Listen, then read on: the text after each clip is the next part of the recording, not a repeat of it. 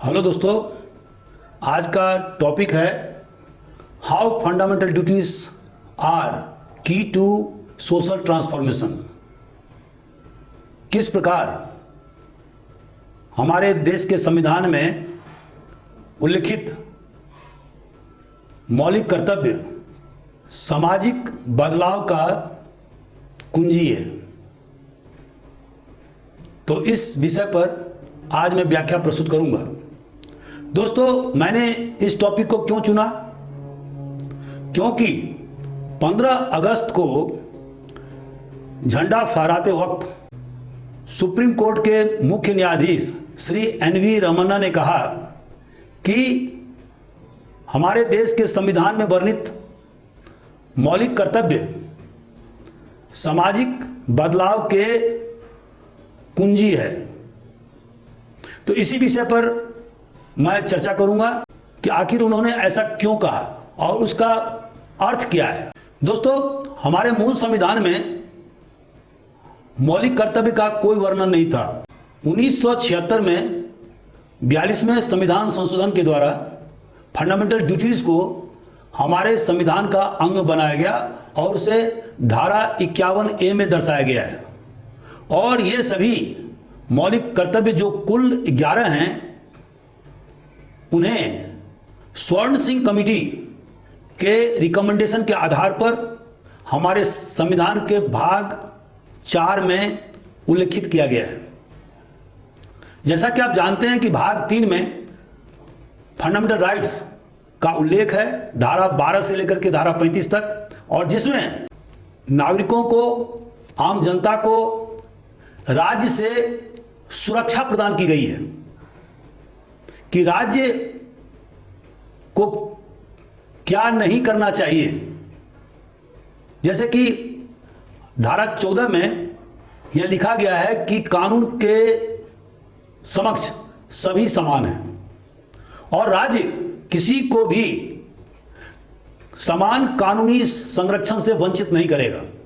और इसी तरह से किसी भी प्रकार का डिस्क्रिमिनेशन माने भेदभाव धर्म, जाति, लिंग, गोत्र, क्षेत्र के आधार पर नहीं किया जा सकता है और सभी को अवसर की समानता होगी। लेकिन संविधान पॉजिटिव डिस्क्रिमिनेशन की भी बात करता है और महिलाओं और बच्चों के लिए विशेष उपाय करने की भी बात करता है। और इसी तरह से संविधान किसी प्रकार के आर्बिट्ररी अरेस्ट से राज्य को मना करता है। दोस्तों, भाग 4 में directive principle of state policy यानी राज्य के नीति निर्देशक सिद्धांत का वर्णन किया गया है, जहां पर फंडामेंटल राइट्स इनफोर्सेबल हैं। अर्थात अगर राज्य किसी के भी फंडामेंटल राइट्स का उल्लंघन करता है तो वह व्यक्ति धारा 32 के तहत में सीधे सुप्रीम कोर्ट रिट पिटीशन दायर कर सकता है और अपने अधिकार की बहाली करवा सकता है। लेकिन भाग 4 में वर्णित राज्य के नीति निर्देशक सिद्धांत नॉन जस्टिसेबल हैं। अर्थात कोई व्यक्ति इस आधार पर कोर्ट नहीं जा सकता है कि राज्य ने भाग 4 में वर्णित राज्य के नीति निर्देशक सिद्धांत का अनुपालन नहीं किया है। तो दोस्तों, directive principle of state policy राज्य को कुछ खास काम करने की ओर प्रेरित करता है, जैसे कि कॉटेज इंडस्ट्री को बढ़ावा देना, एलिमेंट्री शिक्षा अर्थात प्राथमिक शिक्षा को अनिवार्य करना, मद्य निषेध को लागू करना, साइंटिफिक आधार पर खेती करना, इन्वायरमेंट और मॉन्यूमेंट्स को प्रोटेक्शन देना। राज्य ऐसी व्यवस्था करेगा जिसमें फ्री लीगल एड की व्यवस्था की जाएगी और वह इस प्रकार कार्य करेगी जिससे कि लोगों के बीच असमानता की खाई को कम किया जा सके और धन का संग्रहण कुछ ही लोगों के हाथ में नहीं रहे, अर्थात धन का इक्विटेबल डिस्ट्रीब्यूशन होना चाहिए।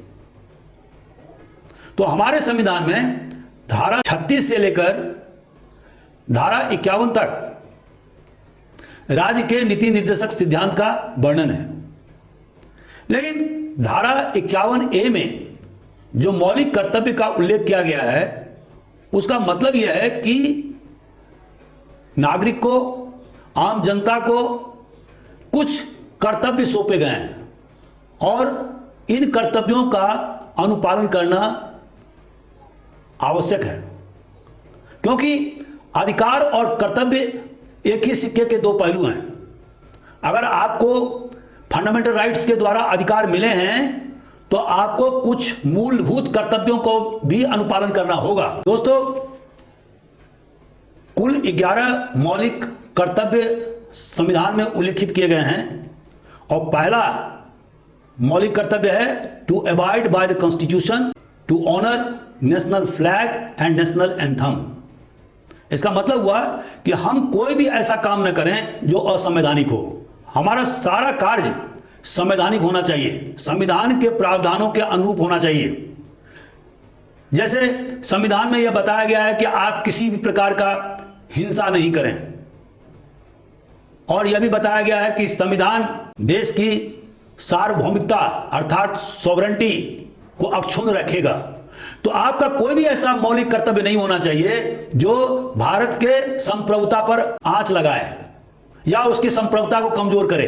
दूसरा मौलिक कर्तव्य है कि to cherish the ideals of our freedom struggle. दोस्तों, इसका क्या मतलब हुआ?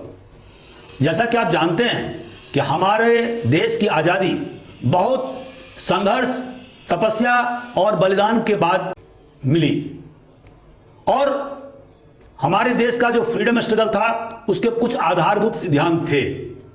और जैसा कि आप जानते हैं कि यह स्ट्रगल 1857 की क्रांति से ही शुरू हो गया था, लेकिन 1885 में कांग्रेस की स्थापना के बाद से हमारे स्वतंत्रता सेनानी लगातार अंग्रेज सरकार के खिलाफ संघर्ष करते रहे।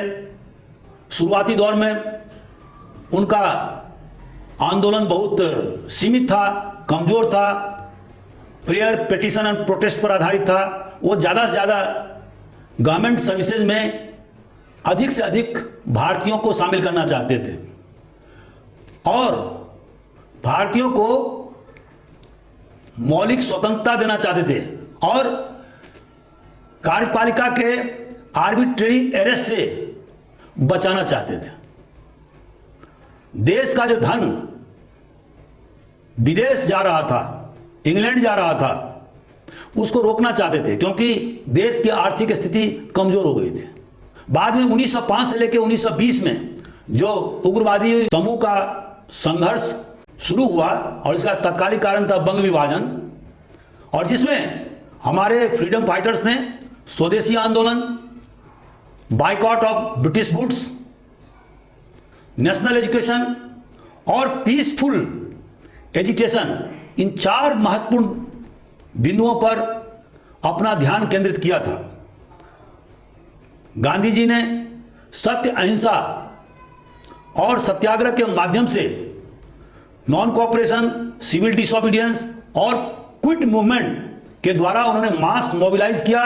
लेकिन जो उनका जोर था वो था अहिंसा, कि हिंसा का स्थान पब्लिक लाइफ में नहीं होना चाहिए। 1928 के नेहरू रिपोर्ट में और बाद में 1930 के कांग्रेस के कराची अधिवेशन में कांग्रेस ने भारतीयों के लिए मौलिक अधिकार जैसे कि धार्मिक स्वतंत्रता, सामाजिक स्वतंत्रता, कानून के समक्ष हर एक व्यक्ति समान होगा, बहुत सारे मुद्दे उन्होंने रिजोल्यूशन के द्वारा पास किए, जिसमें कि समानता, स्वतंत्रता और भ्रातृत्व का सिद्धांत आजाद भारत में रहेगा। और इसी के अनुरूप हमारे प्रियम्बुल में, प्रकथन में liberty, equality, fraternity, political, social और इकोनॉमिक जस्टिस पर पूर्णतः फोकस किया गया है। तो दूसरा जो मौलिक कर्तव्य है कि प्रत्येक भारतीय को हिंदुस्तान के फ्रीडम स्ट्रगल के आदर्शों के अनुरूप अपना व्यवहार करना चाहिए। प्रत्येक नागरिक को देश की संप्रभुता, अखंडता और एकता की रक्षा करना चाहिए।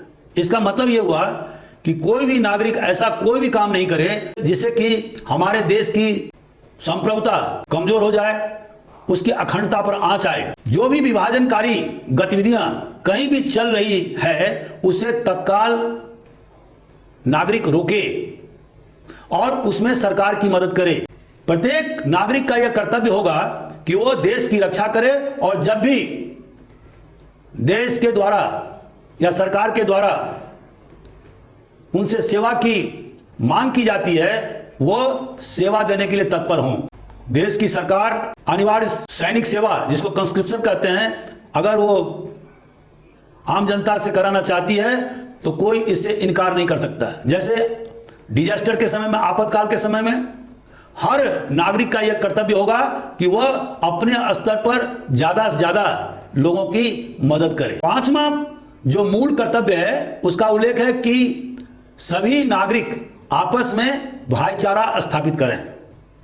दोस्तों, इसका मतलब क्या हुआ? जैसा कि आप जानते हैं कि हमारे देश में प्राइमोर्डियल लॉयल्टीज, जो प्राथमिक प्रतिबद्धता है, वो बहुत ज्यादा है। और ये प्राइमोर्डियल लॉयल्टीज हैं religion, region, caste, colour, creed, sex. तो इन प्राइमोर्डियल लॉयल्टीज को पार करते हुए एक ऐसा सम्यक नीति अपनाना जिसमें कि पूरे भारतवासी में भ्रातृत्व का संचार हो, उनमें ब्रदरहुड की भावना बलवती हो। जैसा कि आप पिछले दिनों देखते आए हैं कि देश में सांप्रदायिक हिंसा लगातार होती रही है, हजारों लोग मारे गए हैं, करोड़ों की प्रॉपर्टी का नुकसान हुआ है। तो पांचवा मौलिक कर्तव्य यह है कि जनता आपस में भाईचारा स्थापित करे। छठा मौलिक कर्तव्य है कि to preserve rich heritage and composite culture of India. दोस्तों, इसका मतलब क्या हुआ? इसका मतलब हुआ कि हम अपने विरासत को अक्षुण्ण रखें और जो हमारा समेकित जो संस्कृति है उसे भी हम अक्षुण्ण रखें। जैसा कि आप जानते हैं कि हमारा देश प्राचीन सभ्यता का देश है और पिछले 5000 वर्षों से हमारे देश के इतिहास हैं जिसमें विभिन्न प्रकार के लोगों ने इसमें अपना बहुमूल्य योगदान दिया है। जैसे कि उर्दू की उत्पत्ति, अब इसका जो फाउंडेशन है वह पर्शियन है, लेकिन जो उसका सुपर स्ट्रक्चर है वो है हिंदी, और यह डेक्कान में डेवलप हुआ। उसी तरह से हमारे देश में संस्कृत, पर्शियन, वर्नाकुलर लैंग्वेज जैसे कि तमिल, तेलुगु, कन्नड़, गुजराती, बंगाली, उड़िया, मैथिली लिटरेचर का विकास हुआ। तो उसी तरह से क्लासिकल डांस जैसे कि कथक, कुचिपुड़ी, भरतनाट्यम, मणिपुरी और अजंता जैसे प्रख्यात पेंटिंग डेवलप हुए। स्कल्पचर जैसे कि Mathura art, Gandhara art develop हुआ। तो इन विरासत को हमें संभालना है। और चूंकि मेडिवल युग में हिंदू मुसलमान के बीच में एक कंपोजिट कल्चर डेवलप हुआ और इसके कारण से भक्ति मूवमेंट और सूफी मूवमेंट के कारण से आपसी संस्कृति का आदान प्रदान हुआ। तो इस तरह से एक समेकित संस्कृति का डेवलपमेंट हमारे देश में हुआ, जिसमें कि एक ही क्षेत्र में रहने वाले का पहनावा एक जैसा हो गया, भले ही उनका धर्म अलग हो। जैसे बंगाल के मुसलमान और बंगाल के हिंदू, उनका पहनावा एक ही जैसा था, उनका भाषा बंगाली था,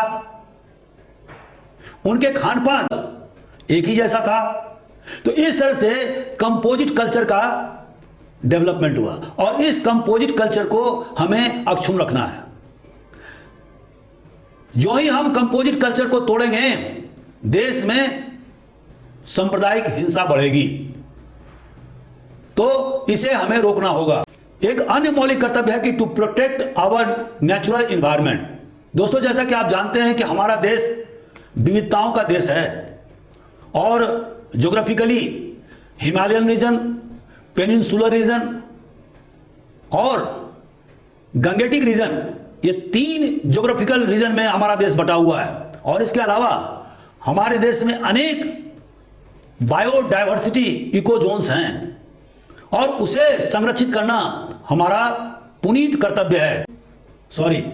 लेकिन अभी हाल के वर्षों में क्लाइमेट चेंज होने के कारण से और टेम्परेचर बढ़ने के कारण से, ग्लोबल वार्मिंग होने के कारण से हमारा देश भी क्लाइमेट चेंज का शिकार हो रहा है। इसका एक कारण है और वो है प्रदूषण का बढ़ना, फॉसिल फ्यूल्स का ज्यादा से ज्यादा उपयोग होना, कार्बन डाइऑक्साइड और मीथेन का ज्यादा से ज्यादा उत्सर्जन होना। हमें उसे रोकना होगा, उसे कम करना होगा और हाइड्रो इलेक्ट्रिसिटी और रिन्यूएबल सोर्स ऑफ एनर्जी पर ध्यान केंद्रित करना होगा ताकि ग्लोबल वार्मिंग को कम किया जा सके। एक अन्य फंडामेंटल ड्यूटीज की ओर इंगित किया गया और वह है कि आम जनता में साइंटिफिक टेम्पर विकसित करना, वैज्ञानिक सोच को बढ़ावा देना। दोस्तों, इसका क्या मतलब है? जैसा कि आप जानते हैं कि हमारा देश सैकड़ों वर्ष तक अंधविश्वास में, सुपरस्टिशंस में, डोगमाज में पूरी तरह से फंसा हुआ रहा है और जिसके कारण से हमारे देश का विकास नहीं हुआ। 11वीं-12वीं शताब्दी के बाद भास्कराचार्य के बाद कोई बहुत बड़ा गणितज्ञ हमारे देश में पैदा नहीं हुआ। लोगों का साइंटिफिक सोच समाप्त हो गया था और इसके कारण से हमारा देश गुलाम हो गया। कट्टरपंथियों ने हमारे लोगों को समुद्र पार करने से साफ मना कर दिया था। बगदाद में हाउस ऑफ विजडम की स्थापना अब्बासिद कैलिफेट के द्वारा की गई थी और जिसमें देश विदेश के हजारों लाखों मैन्युस्क्रिप्ट जमा किए गए थे और उसका ट्रांसलेशन किया गया था। लेकिन हमारे यहां के विद्वान वहां नहीं गए क्योंकि उन्हें डर था कि अगर वहां जाएंगे तो वो जाति से बहिष्कृत हो जाएंगे। तो एक महत्वपूर्ण जो मौलिक कर्तव्य इंगित किया गया है और वह है वैज्ञानिक सोच को विकसित करना, साइंटिफिक टेम्परामेंट को विकसित करना और जिस पर भारत के प्रथम प्रधानमंत्री जवाहरलाल नेहरू का विशेष जोर था। To safeguard public property and एब्जोर वायलेंस। दोस्तों, एक अन्य कर्तव्य यह इंगित किया गया है कि प्रत्येक नागरिक को सरकारी संपत्ति या प्राइवेट संपत्ति की रक्षा करनी चाहिए और अगर ऐसा नहीं करते हैं तो इसके लिए भारत सरकार ने कानून भी बनाया है और जहां पर कि गंभीर रूप से आरोपियों को सजा दी जा सकती है। पहले ही right to property fundamental rights का हिस्सा था आर्टिकल 31 के तहत में, लेकिन 1978 में इसे एक कानूनी अधिकार बना दिया गया है और उसे धारा 301 के तहत में रखा गया है। और इसी तरह से जनता को यह आगाह किया जाता है कि वो किसी प्रकार के हिंसा से दूर रहें क्योंकि इससे जान माल की हानि होती है और देश पीछे हो जाता है। To strive towards excellence in all sphere of activities, इसका मतलब क्या हुआ? फंडामेंटल ड्यूटीज के द्वारा यह जनता को उत्साहित किया गया है कि वह कोशिश करे किसी भी क्षेत्र में वो अधिकतम ऊंचाई को प्राप्त करे और इसके लिए उसे रिसर्च पर ध्यान देना होगा।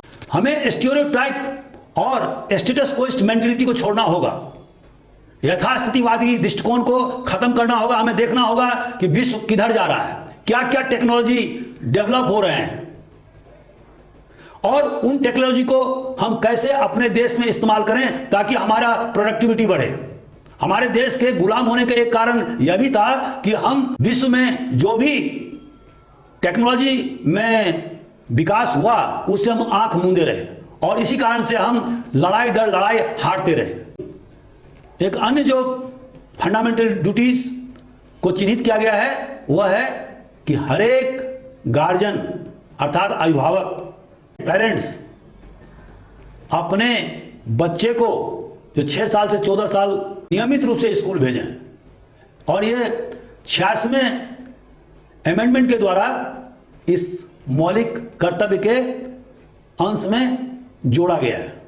और इसका मकसद यह है कि अधिक से अधिक लिटरेसी हो, क्योंकि दोस्तों आप जानते हैं कि बच्चे ही हमारे देश के भविष्य के कर्णधार हैं। अभी हमारे देश में 2011 के जनगणना के अनुसार 69% लिटरेसी रेट है, जबकि विश्व के जो डेवलप्ड कंट्रीज हैं उनमें 99%, 100% तक लिटरेसी रेट हो चुका है। तो अगर हम अपने बच्चे को जो 6 से लेकर 14 साल के हैं उन्हें अगर नियमित स्कूल भेजते हैं तो हमारे देश का भी लिटरेसी रेट 100% आगामी 5 से 10 साल के बीच में पहुंच सकता है, और यह हमारी सबसे बड़ी उपलब्धि होगी। दोस्तों, मौलिक कर्तव्य का महत्व क्या है? मौलिक कर्तव्य को संविधान में क्यों रखा गया? इसके पीछे कारण यह है कि चूंकि हमारा देश universal declaration of human rights का सिग्नेटरी है, तो इसी कारण से हमारे देश में भी संविधान में इसका उल्लेख धारा 51A के तहत में किया गया है। और यह जो कंसेप्ट है वो सोवियत यूनियन के संविधान से बोरो किया गया है।